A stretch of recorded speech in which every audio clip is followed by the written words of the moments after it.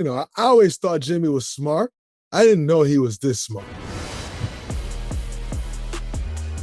What's up, everybody? Welcome back to the Draymond Green Show with my brother, BD, the legend, Baron Davis. What's happening, killer? Let's go, bro. I'm feeling good. Game one. You always want to steal that first one. Absolutely. Y'all played good playoff veteran basketball, but y'all did play in spurts. There was a lull, right, of dependency where it's like everybody got to stay aggressive, right? Everybody got to stay aggressive, but great game, man. Great defense. I mean, your defense was on full display. When you talk about holding, I think it was only a couple people that had double figures on their team. Was it Van Fleek and Sagoon? Man, that was just that was a great playoff basketball game.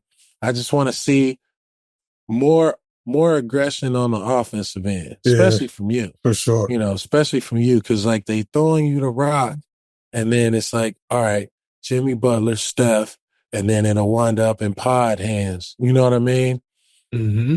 So I want to see Moses Moody. He came, hit some big clutch shots. Yes, he did. Shout out to young Mo Money. Y'all got to remember, y'all play. Everybody on the floor is a playmaker when it's hot like that, when they double teaming. But overall, great game, man. I appreciate it, my dog.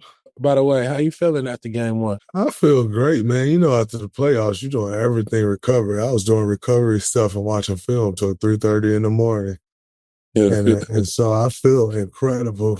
I feel absolutely incredible. And then I got up this morning, got another treatment session in, got, some core work and stuff in the weight room. So body feel amazing, man. It's a very physical game. You know what I'm saying? It's extremely physical. But what I will say is I thought our defense was on point. We gave up 85 points.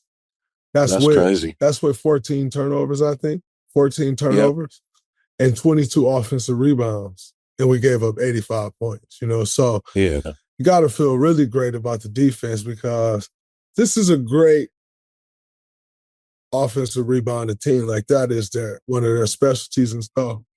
I think, it make me think back to like Steph, Clay, Cade, them years where like we were the best three-point shooting team and teams would come into the game and be like, yo, we're going to completely take the three away from them. And we would still end up getting threes. That's them with offensive rebound. We're not going to stop them from getting offensive rebounds.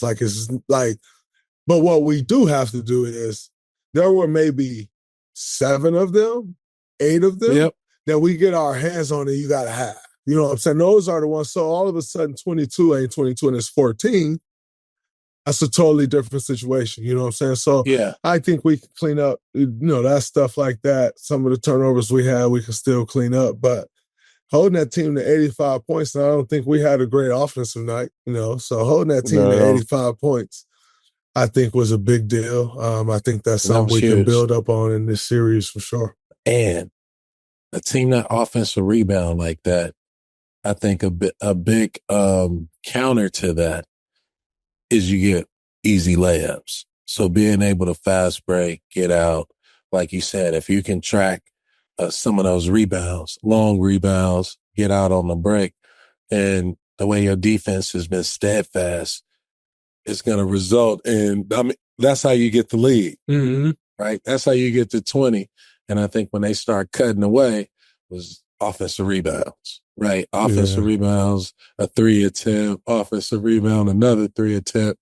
And, in the playoffs, it's just hard to overcome a lot of that. But this is that team's MO. Get to the basket, shoot the ball, get on the glass, try and get tip-ins, kick-outs for wide-open shots. Yeah, no, they elite at it for sure. So we got to be better at it, but also understanding that is one of their strengths. They're going to do that well.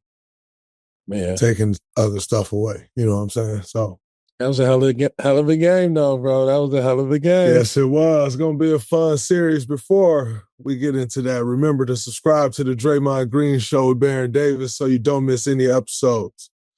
And don't forget to follow us on all social media at Draymond Show. All right, Dub Nation, you know what time it is. In your 158th playoff appearance and your 100th playoff win with Steph, how do you feel about that finish? It's crazy. Number one, 158 playoff games. I just want to give our listeners some perspective.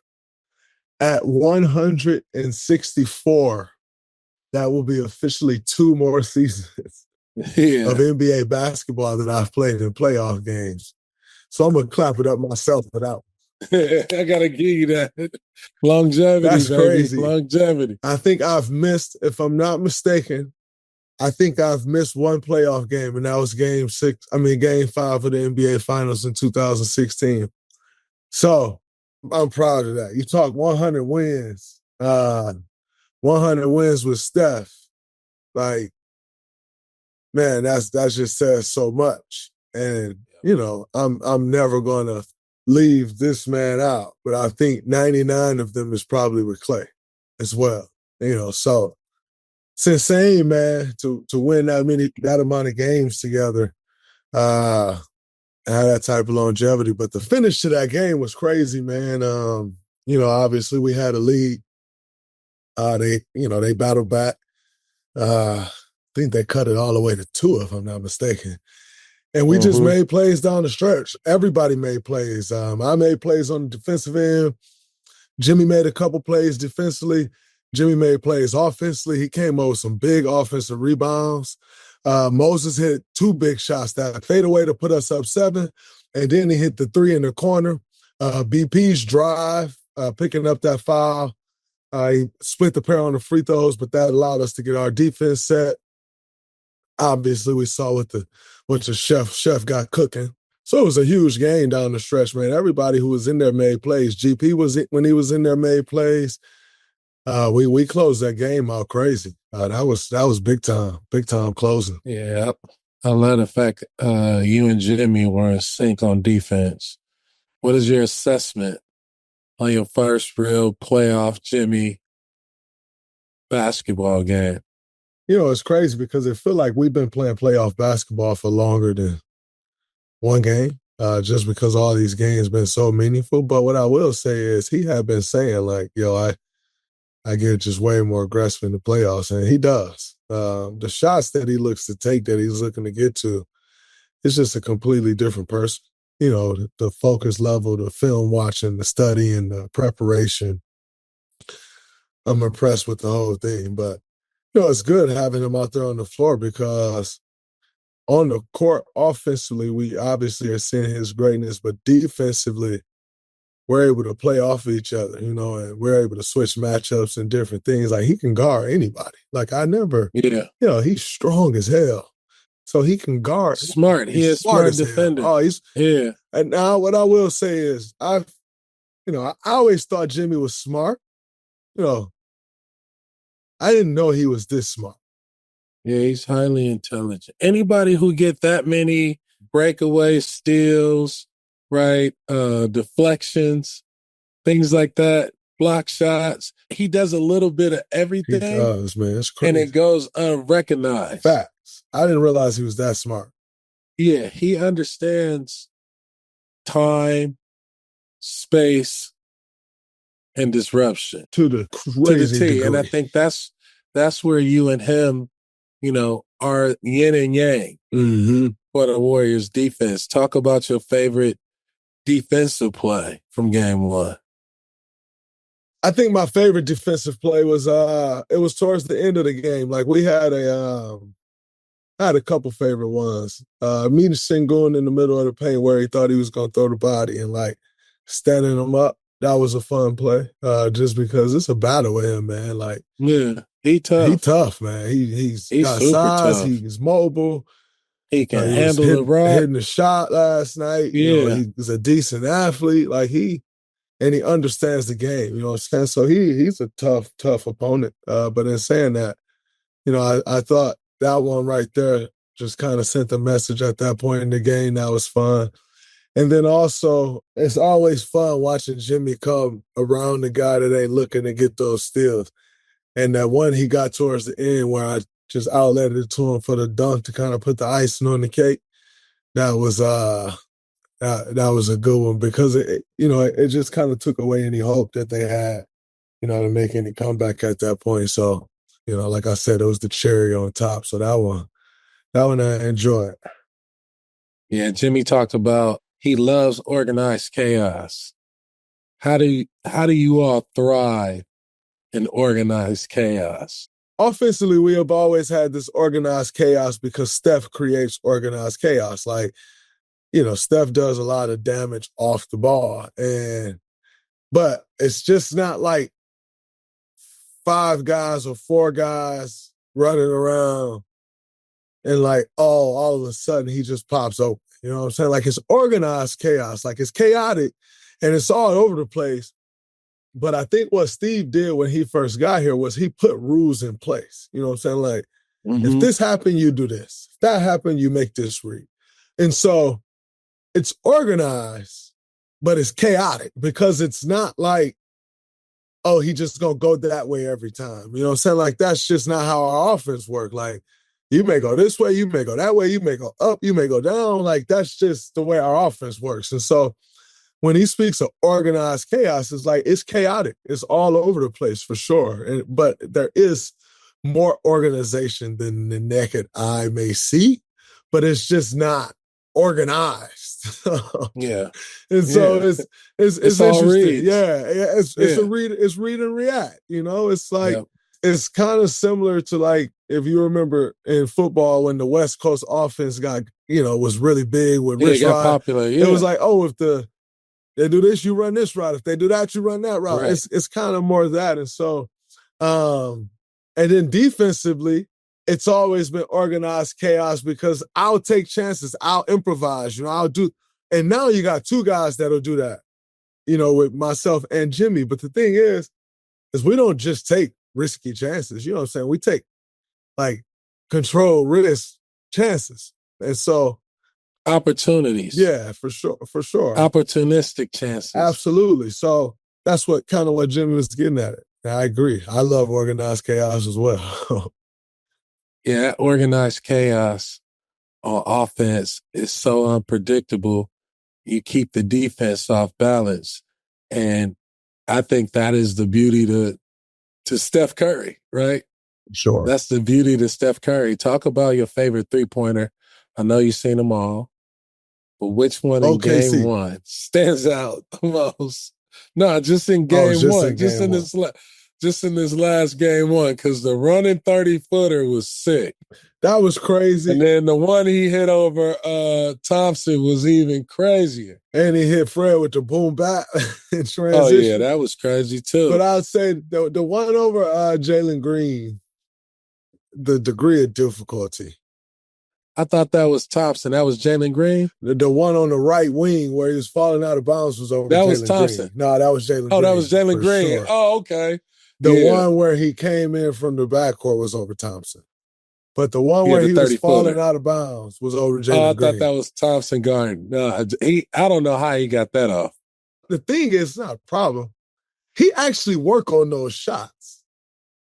Like, it's not like, oh, man, he just this great shooter and he get anything to go in. Like, he work on those shots. So I would say that was my favorite one. Like, falling out of bounds.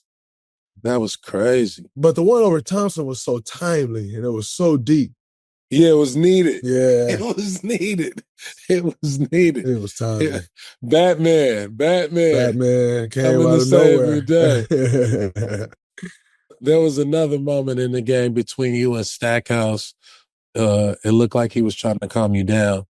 Can you share what went down in that moment? And then also talk about how significant Stackhouse has been for you this season. Stackhouse has been huge for me. Just, the relatability. And then also like Stackhouse has a crazy presence. You know what I'm saying? He a extreme alpha.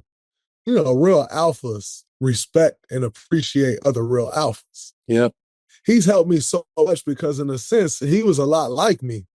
And so he's helping me grow from a 50-year-old standpoint that's like, yo, I was young. Like, and, So there are times where like I would say something to somebody during the season and he'll come up to me like, yo, that was great.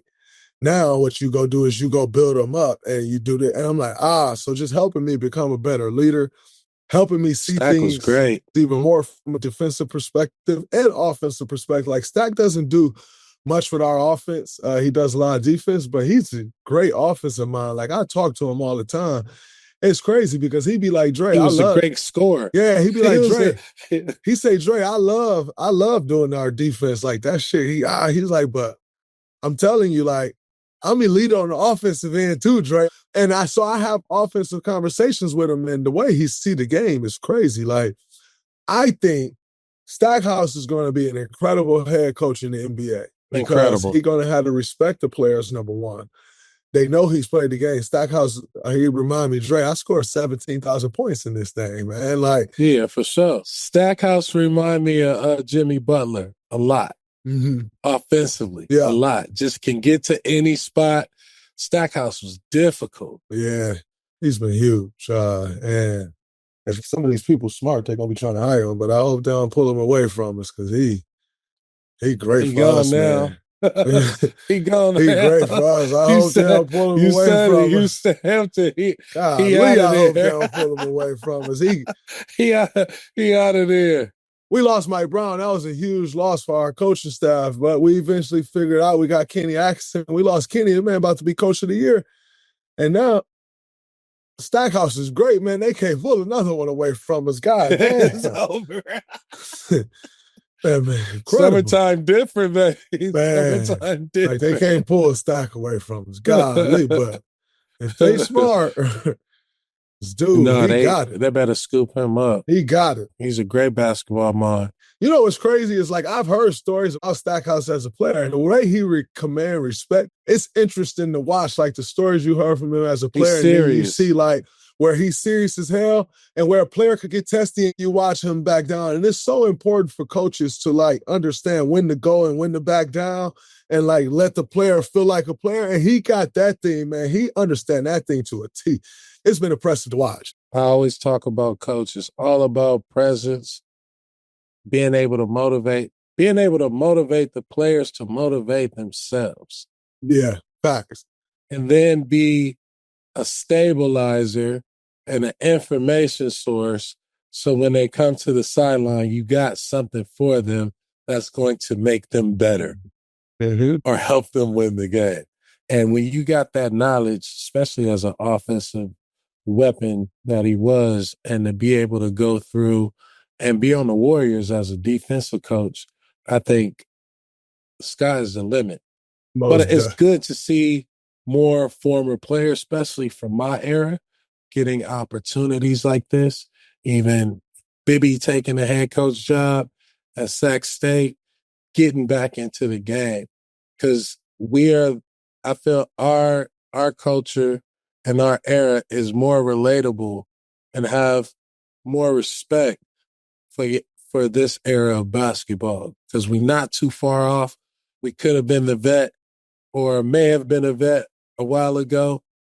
So having former players around that can serve as like, big brother, mentor, it raises the bar for your basketball intelligence.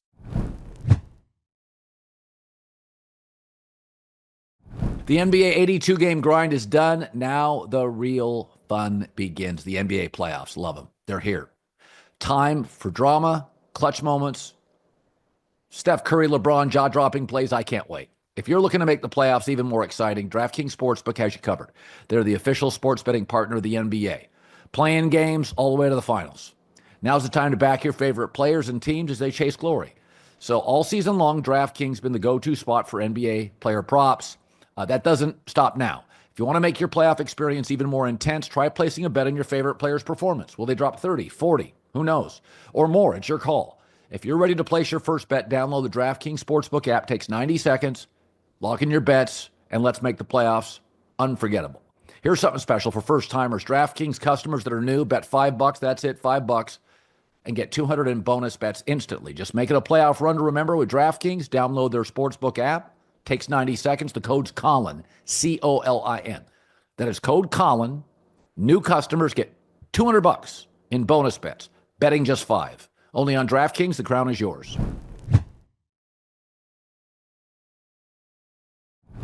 Pod and Moody stepped up in the fourth quarter big time. Talk about Moody's defensive presence, Pod's swagger, especially when baiting the Rockets and reviewing that play.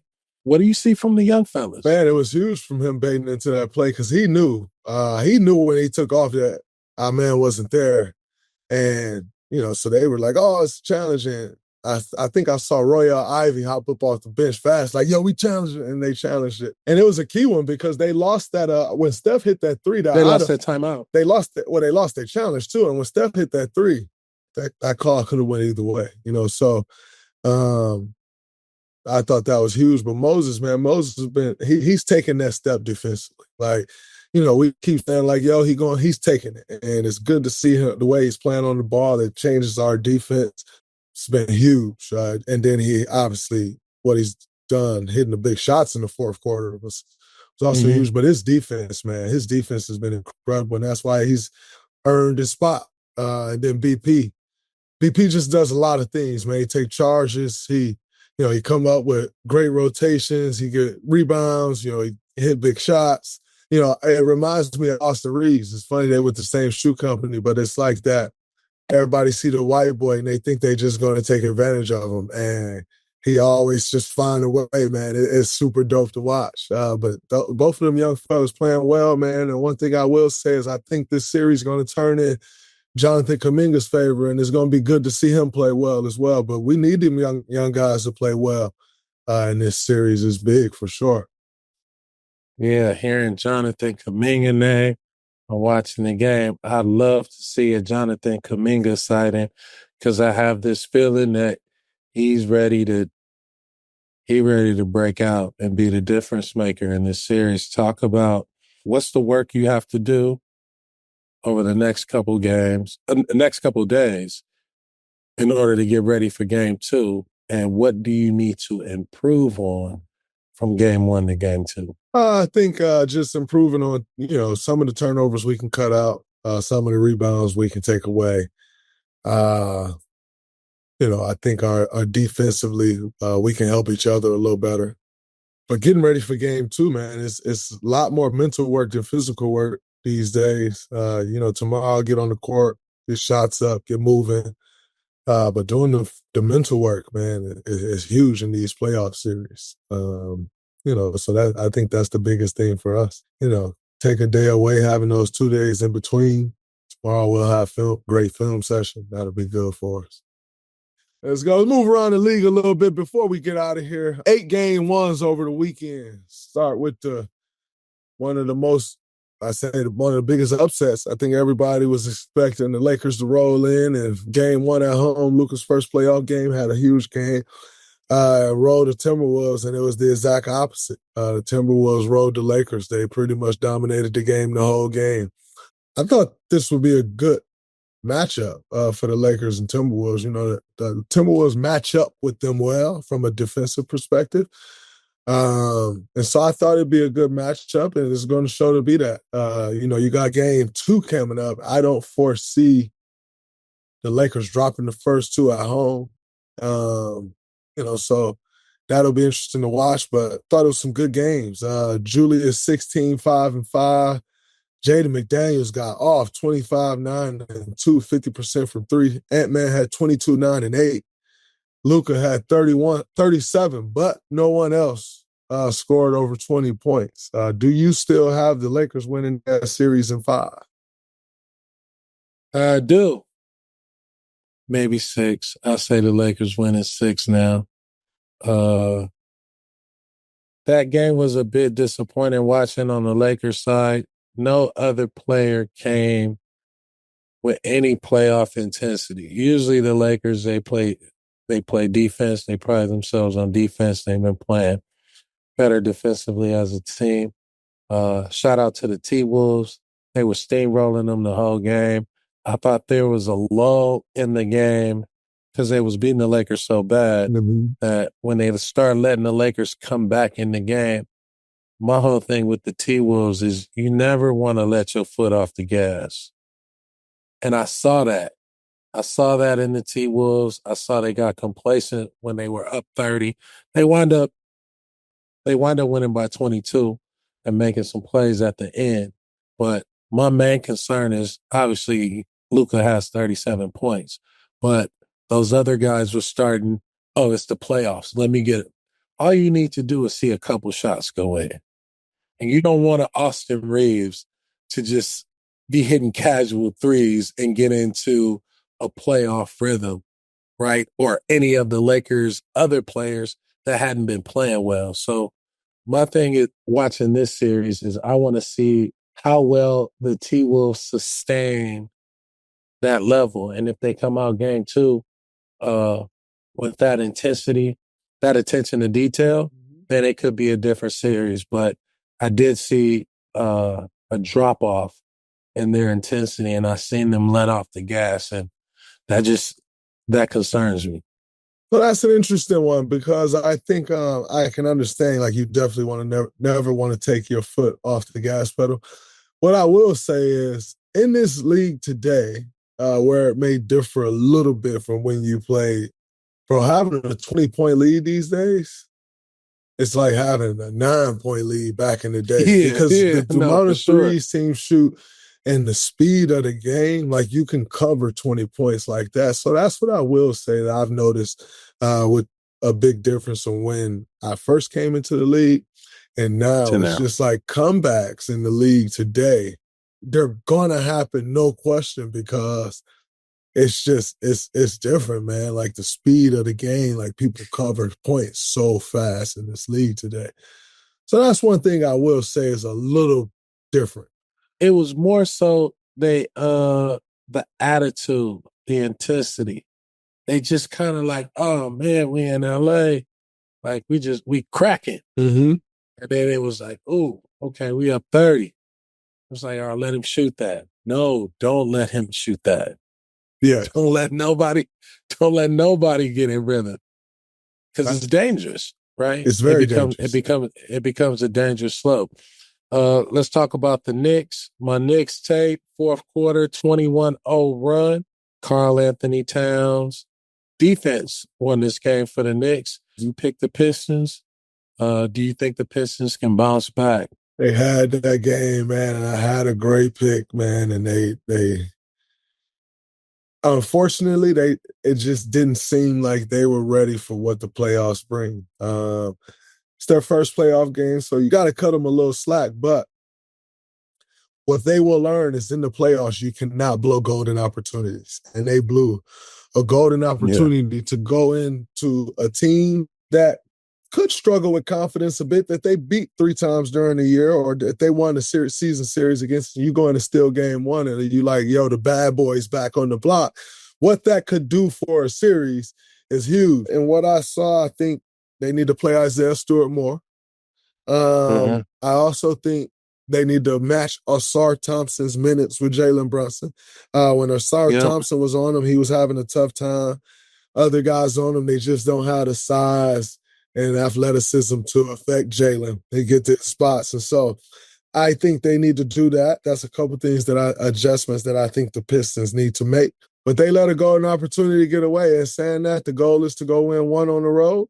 And so they still got an opportunity to change that. But Karl-Anthony Towns was huge. I thought his defense was great, but aside from his defense was great, his attitude was great. And I'm taking credit for that. Mm-hmm. Are you? Of course. Karl-Anthony Towns has been a different person since ever since our debacle. He's been a different person, and I'm taking credit for that. He has been a much different leader. He was patient. He let the game come to him. He showed another level of, hey, I've been here before. I know what playoff basketball is about. And I think that's how the Knicks caught Detroit on that 21-0 run. Detroit was playing great, intense regular season basketball for 3 quarters, 3.5 quarters. Right? And then all of a sudden, you get punched again, and you turn it around and everybody else getting socked up on your team and you defeat it. Who I think need to make the biggest adjustment on Detroit to the playoff intensity is Cade Cunningham. I saw him drive into the paint a few times, and he just went in there like he was just going to get it. And it's like, nah, Cade, it's the playoffs now. Like, it's different. So I think he's going to need to make the biggest adjustment to the playoff intensity. And obviously him being the top dog, he got to make it, right? Yeah, and I think also you got to put him in playoff spots. Yes. He has to figure out his spots, similar to a Jimmy score like Cade Cunningham. You got to put him on the elbow. You got to put him on the wing in ISO situations when you do need a bucket. And he got to know, I got to run in here and try and dunk on somebody, get a foul. He got to know how to play the clock because there's no excuse for a 21-0 run in the playoffs when you got a superstar like that. So put him in a position where he may get double teamed, he can get to the line, but it was really inexperience. Yeah, no, that's a fact. In game one on behalf of Detroit. But shout out to my Knicks tape for showing up and showing like the Knicks is ready and poised to make a run and they ready for playoff basketball. Moving on, Dame Lillard and Tyrese Halliburton had a back and forth at the end of the game. Did you see that? I did see it, and I wonder what Halliburton said because Dame, what people don't understand about Dame is Dame got a temper. He's just very controlled. But in saying that, to get Dame to a point where Dame like, and I'll whoop your ass, like, you had to say something wild or be picking on somebody that you shouldn't have been picking on because Dame don't really move like that. Like, so I did see it. And in saying that, I am happy that Dame is coming back. So we going to get to see it. So shout out to Dollar getting back fast, and just, blood clot. We're talking health. So happy for Dollar, happy to see him back. And I'm looking forward to that. Moving right along, our next segment is Where You At? First person, Kyle Kuzma, 21 minutes. 0 stats. Donuts for stats. Kyle Kuzma, where you at? What you say, Dre? He'll bounce back. Kuzma's a champion. That's right. That's a tough one to do, but he's a champion. He'll bounce back. Where you at? All the other players on the Magic. Where are you at? Yeah. KCP going to have to step up. He is the one with the championship experience. So we're going to need to see KCP step up. And then, this has kind of been the problem with the Magic. Like, this is, they need a little more. Who else going to do it? So they're playing the juggernaut. So this could be a sweep. Karl-Anthony, Black, they got to step up. And one of them just got to take the challenge. You got to be that third person. All right, where you at? Oh, my boy, Triple J, 4 points, 3 rebounds, 2 assists, 1 steal, and got whopped. Them guys was exhausted, man. Let me explain their schedule to y'all. For real. They played on the 10th. They played at home on the 10th. They flew to Denver the night of the 10th, played at Denver on the 11th, flew back to Memphis, played in Memphis on the 13th, flew to San Francisco, played in the play-in game against us, lost in San Francisco, flew back to Memphis, played in Memphis, had to leave the next day to go to OKC. Them guys were exhausted, man. And where I am at is I was surprised to see Tripp still in the game after the 8-minute mark in the third quarter, or anybody for that matter. You knew them guys was fried. That's bad.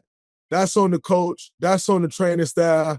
At halftime, they almost should have threw the towel, and y'all running them guys into the ground. That's fake hustle. All right, it's a playoff game. Maybe you go at the 8-minute mark of the third quarter. All them guys should have been sitting down. That's where I'm at on that. I totally agree. Sometimes you gotta wave the white flag, especially how they got there. If you get blown out like that, it's almost better than losing at the buzzer. Yeah. Because it hurt more, your body hurt more. And you're going to be pissed sitting off. there saying, but you sitting there watching the game, you resting, you get to sit a whole half, whole quarter, this is not the best I can do, right? You're getting that break. But to keep having those dudes in, thinking that where you're going to go from 40 to 20, it was, you can honestly see that the whole team was tired.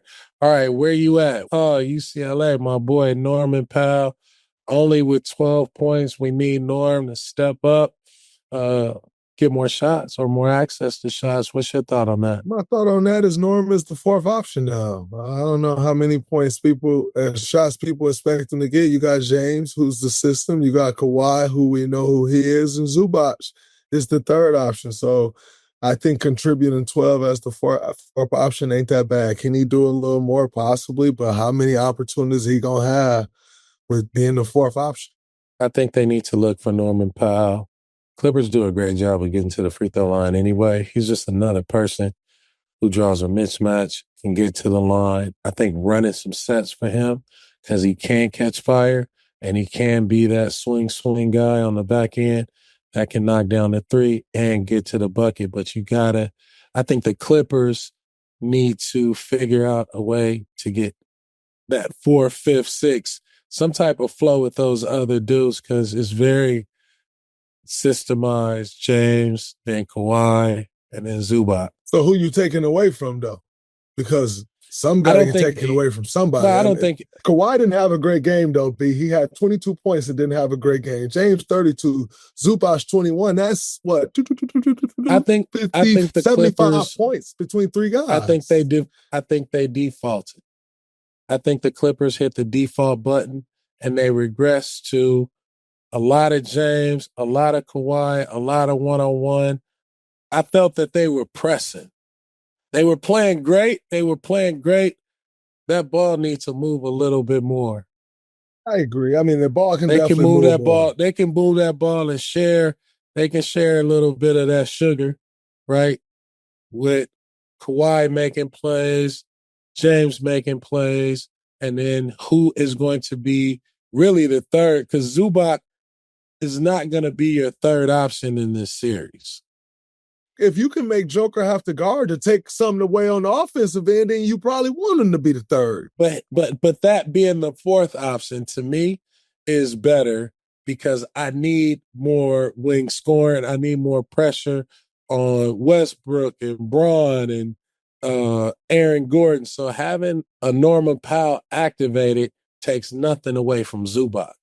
I just don't know how many touches you can get for so many guys. That was the problem with Kawhi coming back. It's never a problem, Kawhi coming back, so take that with a grain of salt. But that was going to be Norm's problem always with Kawhi coming back. It's just that he won't get the same opportunities. But he should. That's my thought. I think you get Zubac his 10 to 12 throughout the course of the game to wear Joker down, but you got to activate that third score. Zubac is not a scorer, right? You want him. He's a great post scorer. He's not a scorer. He's a good post player, but he's not he's not posting up Joker and we're gonna load up Zubac and he can probably get us 30 on Joker. But if he gets you 21 and 13 on Joker, I think that's pretty fucking good. That's really good. But you can get the same 21 and 13 in the fourth position because you're still getting the same amount of shots or looks. I don't think they lost it because of Zubac's touches. Yeah, they blew the game. So that's just my opinion. Having Norman Powell activated helps the Clippers. They need that. Agreed. They need that third, and fourth. Let's see. If Norman Powell ends up activated next game, I guarantee you one of those three guys is going to be a drop. We'll watch for that. BD, I wanted to get your reaction. Speaking of the Denver Nuggets, they have some towels on their seats and about their playoff run, and they say, "We believe." I mean, that's just so somebody get fired. So original and unoriginal. Man, come on, Denver. Just call me. I'll give you a slogan. This ain't going to work. Somebody should be fired. Somebody should be fired. This don't work in Denver. You got to come up with something for Denver. It don't work. People actually still say to us, like, yo, we still believe. Like, we believe. Yeah. Like, I say that too about the Warriors. I always say, come on, Denver. That's somebody like a Warrior mantra. Like, we still believe. That's kind of like what we're placed that we believe is we still believe. Yeah. Somebody should be fired. That's ridiculous. Somebody should be All fired. right, man. Before we get up out of here, I got a wait what moment. Well, before you wait, what? How about you tell me about this coffee shop that you opened in LA called Oatmeal Radio Cafe before we get out of Come here? on, man. Can Come on, you I tell me appreciate about you. that? Because Yeah, I know the Jimmy first of its Butler's into kind. the coffees, and I ain't know BD was into the. Talk to me. Come on, man. We got the lattes, the matcha, the London Fog, drip coffee, and then radio. So, I'm a big fan of coffee. I'm a big fan of music. So we came up with a concept of a radio cafe. So radio, DJs, music, artist performance, and coffee. So coffee being the centerpiece of how we congregate, but music also being that instrument of how people relate. So come to Oatmeal Radio Cafe. Come catch a vibe. We got the best lattes. We got the best London Fog, the original London Fog. We're going to start calling it a South Central Fog. You know what I'm saying? I rock with The that. West Side Fog.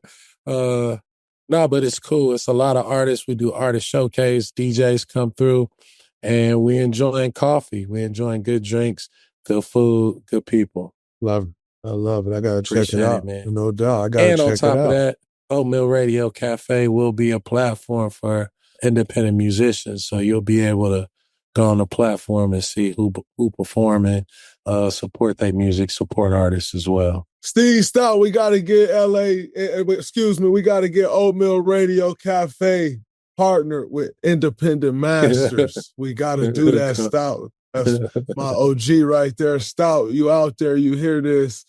Independent artists, independent, United Masters. United Masters. Independent artists. Come on now. Say no more. Come on, we gotta got do it. that. Wait, what? Hey, this is probably one of the biggest what's we've had all year. Nico Harrison. Damn. All the homies. Nico Harrison in his exit interview said, "I did know Luka was important to the fan base. I didn't know quite to this level." Whoa. Do you believe him? I absolutely believe him because I think in his role, in his mind, you gotta understand, Nico came from Nike. He hasn't worked in the NBA for a million years. So in his mind, and see, this is where people can get misconstrued with the NBA. People think everyone wants to win a championship. Not true. And when I say everyone, I mean every team, even every player, every coach. That's not true. But so you kind of get these misconceptions of the NBA of like the most important thing at all times is just to win a championship. And I can imagine that that's what Nico's thinking. So, which is why he keep talking and he keeps saying stuff. Because in his mind, it's like, yeah, but no, this is what I think is best for a championship. And if he could simply just say that and be done with it, I think he would. But that's not the day and age we live in. You have to have an explanation for everything. And so what he's struggling with is he made a move that he thinks is best for them to win a championship. Right. That don't really matter to everybody else. And I think that's the lesson that he's learning is that it was an unpopular decision. Exactly. Your unpopular decision is what you're going to be remembered by because the most important thing in people's mind isn't to win a championship. People are fans of who they're fans of. Like, one of the biggest reasons the NBA is so huge is because people know the players and they're fans of these players. I think that's where, Nico's struggling a bit. I think my advice would be like, about 4 weeks ago, he should have made that his last time talking about Luka, and everything else from that point on should just be Luka Doncic had what he did for this franchise was great, but we have players here that we need to focus on, and it's disrespectful to them to not focus on them. And that should have just been his answer 4 weeks ago and shut everybody up. But he kind of, I love Nico, but he's kind of kept saying things, and it's just keeping the story running. And you got to let the story die. And it's just like, there's no right. Like, you can't write it there's nothing he's going to say that's going to right the ship. So you just got to, like, silence it and move on. And I think, maybe in his mind, it's like, all right, we get to the end of the year, move on. But people are going to always ask about Luka, and you have to have an answer that's like, that's it, I'm done with it. and move on because the story just keep running. It won't die. You got to be tapped in, all sensors. When you're running an operational organization, you got to be tapped in. Unpopular decision, but it was his decision as the general manager to look at the future of the Dallas Mavericks and say, if I have to exchange one piece for the next, what am I getting in return that can get me over the hump? What am I giving away that I'm going to miss? And so his decision was they would be the biggest team in the NBA. They had the three-point shooting. And defense is ultimately what lost them the championship. It wasn't offense. But to your point, you gotta move on. You traded him. That's what you're gonna be known for. And so hopefully Dallas and the team that you're building up has that playoff and that championship pedigree. Or like a reporter asked him why he shouldn't be fired. That's crazy to ask somebody. You should have asked the reporter, why do you have a job? Why shouldn't you be fired? Why, you don't ask somebody that. I would have pulled up one of But you know what that is to me, though? You know those reporters that I don't like, that's the definition of kicking somebody while they down. And like why shouldn't you be fired? Like, what do you mean why shouldn't I be fired? Like, what have you done more than I've done that you shouldn't be fired? Right. That's whack. Stop that was it. Super whack. That's clownish. Let Nico live in his peace, man. Let him live in his decision. Nico, empower yourself. Move on. Make the right decisions for the Mavs. And you got a good they got a hell of a team and a hell of a foundation. When Kyrie get back and they get 100% healthy, they're gonna be a force to reckon with. And people are talking shit now, but they could be the Houston back in the 2 seed, back in the 3 seed next year. Absolutely. That's a wrap from this episode of the Draymond Green Show with the legend, with all the isms. Baron Davis, my dog. I appreciate you, brother. Love, bro. Good luck, game 2. Let's get that victory. We need it. Get greedy. Dubs. Peace.